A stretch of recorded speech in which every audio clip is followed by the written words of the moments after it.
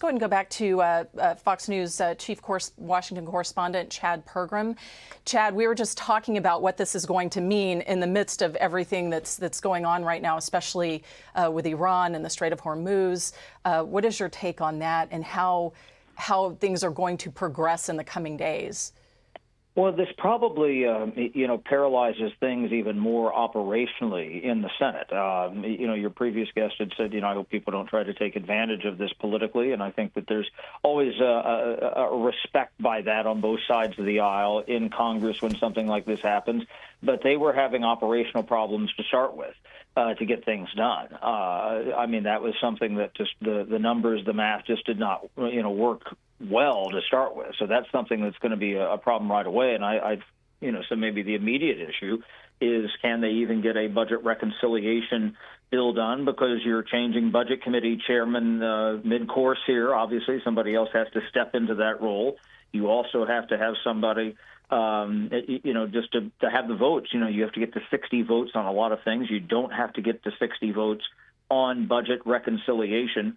But you just have one less vote, and it's even more complicated when everybody was trying to figure out what was the status of Mitch McConnell, the former majority leader, who's just not there. On any given day, there are just a number of people who are out in the Senate. People have graduation parties, people have surgeries, people have things they have to be at with their wife or spouse. It's very hard to get 100 people in the same room at the same time. And so I think that is one of the issues.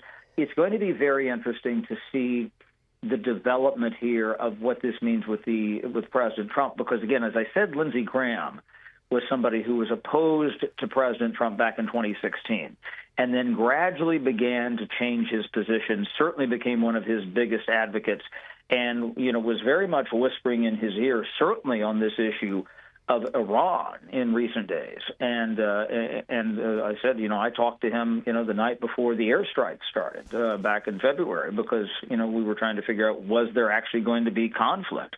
And he was somebody advocating for that position and thought that they really had to go sooner rather than later, had been disappointed in early January because there was a push to maybe early February, maybe to move then, and that didn't happen. Happened at the end of February. We've been in that position now, and now with other strikes in the Strait of Hormuz, where the memorandum of understanding has pretty much been thrown out the window, and everybody trying to figure out what they're going to do next. How does this shape what the policy is? Is there somebody there who is consulting with the president? He certainly has plenty of other people to consult with, but somebody on this issue who is as active as Lindsey Graham. That's going to be a question, whether it be this issue or just understanding how things go in the United States, Senate. From a reporting standpoint, he was somebody who always had his finger on the pulse of what was going on in the Senate, just not, somebody who you could, as I said in our earlier comments here about, calling him on various issues, and he was always in the middle of every single conflict or whatever it was, be it a domestic policy issue, a foreign policy issue, but also somebody who, could really understood where the votes were in the Senate, had relationships with people, and just, there's always been, and somebody who's covered the Senate for a long time, there's always been these different figures who, aren't formally in the leadership, but are somebody who just knows where everything is set up in the Senate and knows where all the votes are and knows what all the different dynamics were. And Lindsey Graham in the contemporary Congress was that. He had some years ago worked, very closely with John McCain, the late senator from Arizona who died some years ago. I remember talking with Lindsey Graham about trying to, he really wanted to, have some sort of a physical homage for John McCain in the United States Senate, be it maybe changing the name of the Russell Senate office building or a statue or something like that. Nothing has ever happened with John McCain, but that was something that Lindsey Graham was working on very closely. There was, he was somebody who had this kind of foreign policy group. He was working then with Kelly Ayotte, who was then a senator from New Hampshire at the time, and they were always together working on these different policy issues, especially foreign policy. This is back during the Obama years. So, again, I think that kind of gives you a sense of Lindsey Graham. But right now, if you thought things were challenging in the Senate before, And people were already staring at this coming week as being challenging, probably with Mitch McConnell being out maybe yet again for an undetermined period of time. And now you don't know who's going to be the next senator from South Carolina and how quickly that person can come in and maybe even, then have somebody on the ballot and begin to serve again. I mean, it just puts more question marks on a lot of things, especially on the Republican side. I think that this really probably means in the near term that any chance to do budget reconciliation, which were pretty scant before in the Senate, they might try to get something through the House, but it makes it even more challenging in the Senate, especially since he was the chair of the Budget Committee, and that's where that comes through. That right, that Chad. very So policy then, issue. Chad, how does that work then? I mean, is there someone that will just step right in and take over and try to keep things moving along, or is this, like you said, going to just put a halt to things for now? Yeah. Well, this is going to be something that is going to be up to the leadership. It might, because we're well into this Congress, and you're going to certainly have some people start to look ahead and say, do they want to? Does the next person up want to be that person? As I said, he's been somebody who's been with the Judiciary Committee. He's been on a lot of other different committees over the years, and somebody might say, well, I'd like to maybe be on that committee, but I'm not so sure that's I'm looking ahead. There's going to be horse trading. The person right now who's the ranking Republican after him is Chuck Grassley. Okay, well, Chuck Grassley is a couple of decades older than Lindsey Graham was. That's the first thing you got to look at. And number two, he is the chairman of the Judiciary Committee right now. Okay, well, you keep going down the line here. Then you have Mike Crapo, Republican of Idaho. He is the chairman of the banking committee. So again, you keep going down these. Hold on here. I'm sorry, Mike Crapo is not the chairman of the banking committee, but again, you keep going down the list here.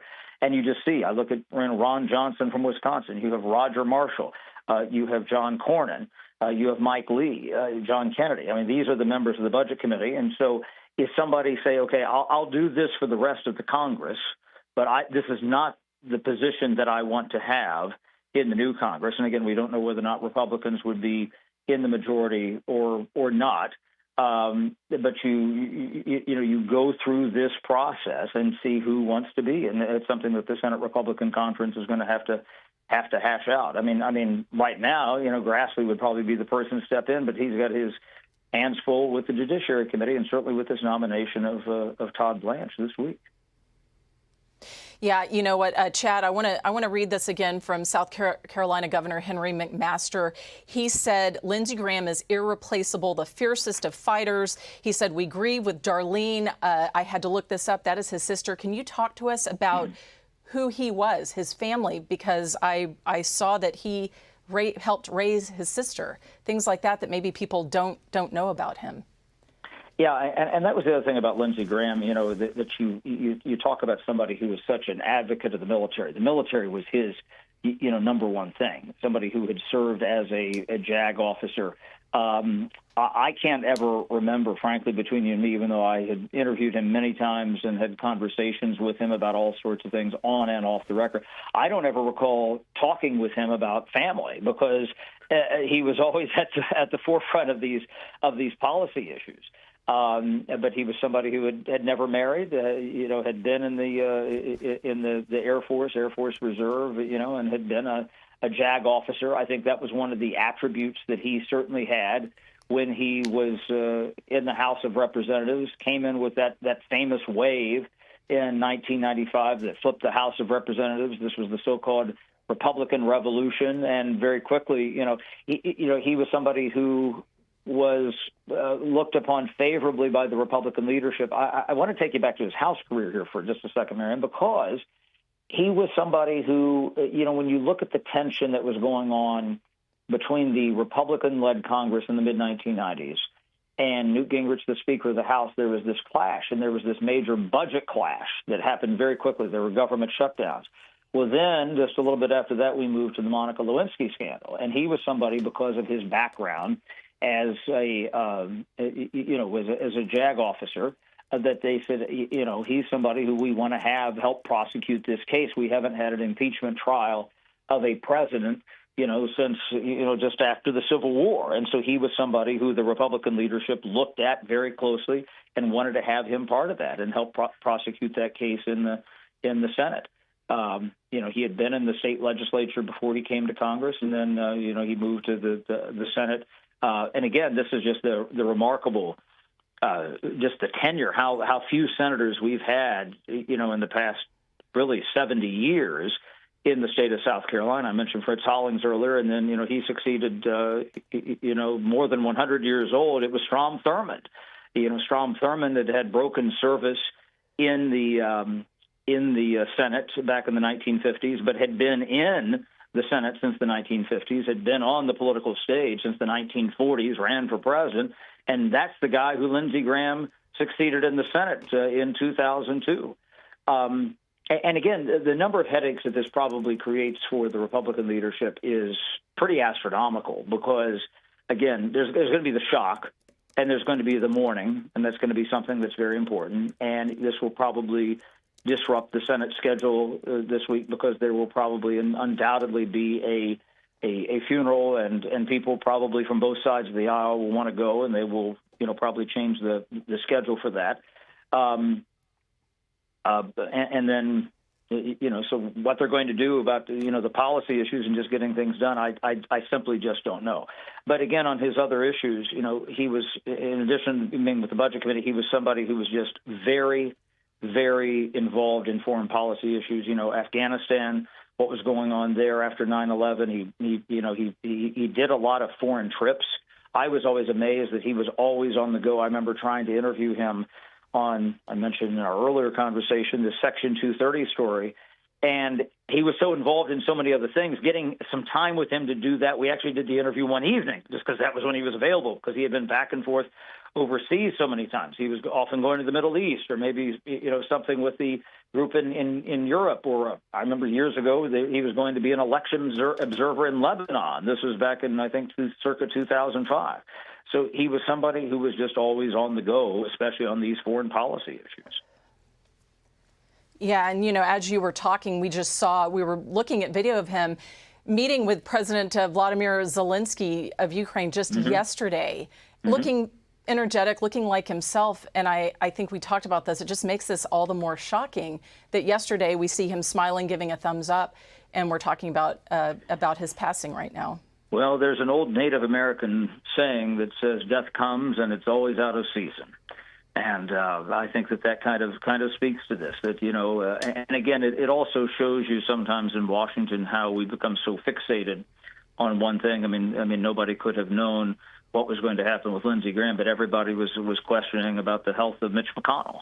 And we don't have answers there, and people were questioning, just how sick is Mitch McConnell, and then somebody who you haven't even been thinking about suddenly passes away, and that's what's so devastating about this and very scary for a lot of people is that nobody had that on their radar screen. He was scheduled, Senator Graham was, to be on Meet the Press this morning to talk about Ukraine. It's just astonishing that that's what came down. And Chad, I want to interrupt you for just a second. President Trump posting on Truth Social, he says Senator Lindsey Graham, one of the greatest people and senators I've ever known, is dead. He was always working, was a true American patriot. Lindsey will be greatly missed. Details and arrangements to follow. So sad. Signed, President Trump. You see and I the have statement something right here there. Also for you here, Marianne. This is going to be very important to know. So this is what we know about South Carolina law, about how they filled this seat immediately. The governor can appoint somebody immediately. That's the case in an awful lot of states, that the governor can appoint somebody. You cannot be appointed to the House of Representatives. You can be appointed to the Senate. So they would do that, and then they would have to see whether or not they can get a special election. It says here, in any event, and I'm going to have to calculate the math here a little bit. It says, in any event, if a vacancy shall occur less than 100 days prior to any general election, so that would have been November here, the appointment shall be for the period intervening between the date of such appointment the appointment in January 3rd, which is when the new Congress starts. So it looks like they can have a looks like they can certainly have an appointment here pretty quickly. And again, is that somebody who wants to be a caretaker? Is that somebody that the governor wants to be a caretaker, meaning that they're not going to run? Would you have to have a new primary potentially if you're going to have a special election then?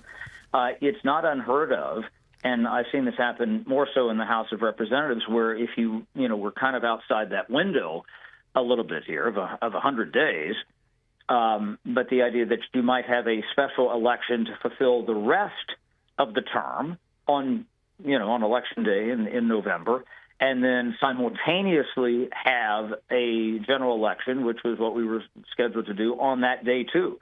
So you might have a primary very quickly in addition to the appointment, and as I say, Lindsey Graham had just won the primary, for re-election here in the fall of 2026, and then have a primary on both sides. Remember that this is generally a Republican seat. The Democrats get to do this too.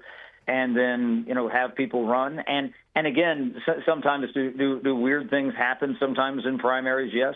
We've also had people run, and again, I've seen this happen more so in the House, but where you have the special election on Election Day for the rest of the term, and somebody who's also running for the general election run on the same day, and one person wins the special and one person wins the general. It's not the same person. So, conceivably, you might not even be the same person who the governor appoints to succeed Lindsey Graham. So you could have, conceivably 3 senators between now and early January. That's not out of the question either. But again, there's a lot to sort out here. To be clear, this is so early, Marianne. We just don't know who's going to be interested, what the governor is going to want to do. What maybe is this a call that's made from Washington? Is this something that maybe President Trump, says that he's going to encourage somebody to run from the delegation, the South Carolina delegation? As I said, there's two Republican House members right now who are kind of without a job. Ralph Norman and also Nancy Mace ran for other positions, and now suddenly there's maybe an opportunity for them. If so that's do you what think they one want of to those do. two will be ready to step in? Do you think either of those two would be ready to step in and keep things moving? Now to be clear, they were running for something else. They were running for governor.